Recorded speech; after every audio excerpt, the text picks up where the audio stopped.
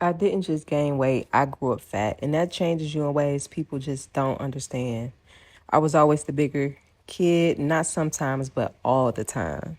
I knew what it felt like to be the biggest person in the room without anyone having to say it.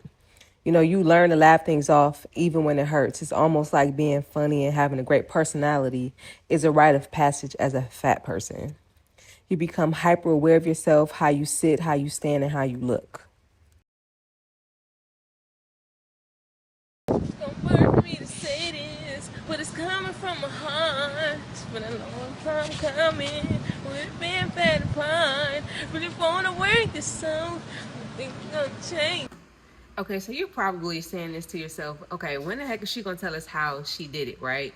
And that is gonna come. Just continue to keep watching. I just want to tell you a little bit more about my story and what propelled me to get here. But first, I can't not go forward without telling you a little bit about my background and kind of like where I come from, right? So, I was, in my opinion, I was born fat. And there are some people who may disagree, but I actually do think that obesity is genetic, and I do think that people can be born overweight or that genetics do play a role in somebody's weight, right? And I was born 9 pounds, 3 ounces, right? Now you're probably wondering to yourself how you go from 9 pounds to 150 pounds. But growing up fat was not fun at all. People are cruel. People are mean. The way that people treat you, you almost feel invisible.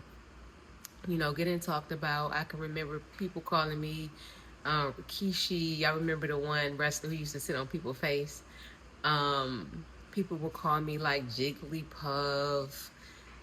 Kids would just talk about you because you were big, but it just wasn't limited to kids. It would be adults too.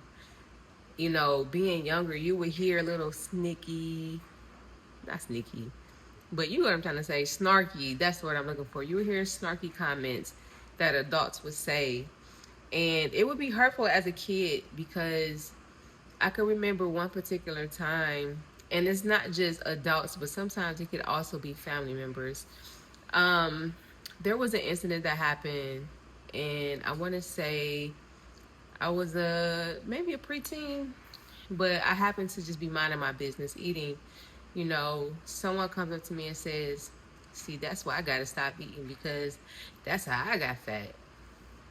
And y'all, they said this in front of all of like my cousins and stuff, and they probably don't know this to this day, but I literally tried to hold back the tears. I literally sat there for as long as I could, and then I went back into the house and like bawled my eyes out, and it hurt because I heard them laughing as soon as I got up and left. And at the time, they probably, I mean, we were all younger at the time, but that's something that has been deeply embedded in me. You know, just some of the comments that people would say. I can remember being accused of eating things that I didn't eat because I was big. People automatically assumed that I ate it. Or um, sometimes people would just put stuff on you or just assume that you ate a whole lot because you were bigger.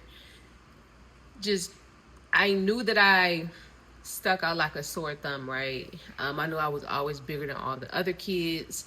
And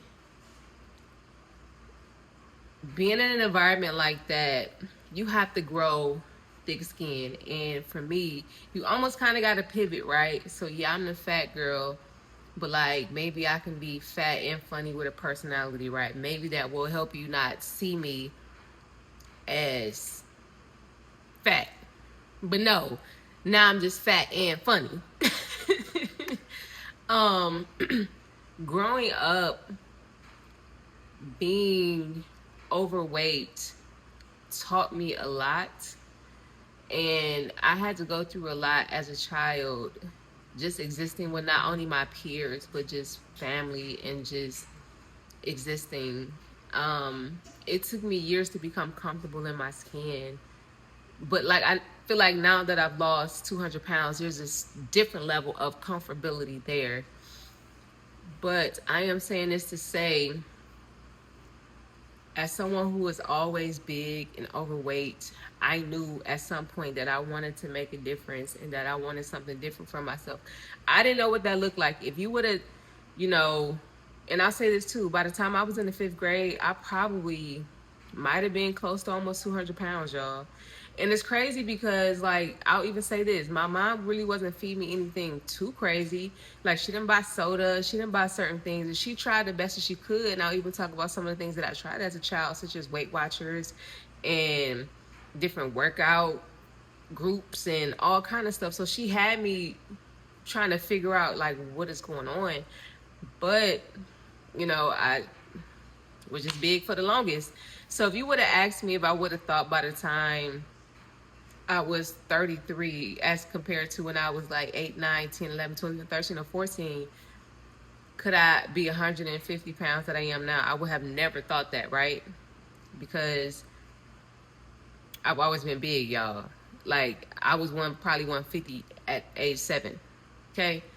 And this also is another situation that I want to touch on as well, is that sometimes kids are just big. Now, granted, I'll say this, my eating habits weren't necessarily the best, but they weren't the worst. And like I said, my mom just didn't really buy certain things when I was a kid. Now, when I went to college, things different when you get the meal swipes. But I'm kind of going off on a tangent here. But growing up overweight and fat propelled me to want different for myself. I knew I didn't want to be big my whole life. And I achieved that. And for that, I am proud of me and I'm happy with myself.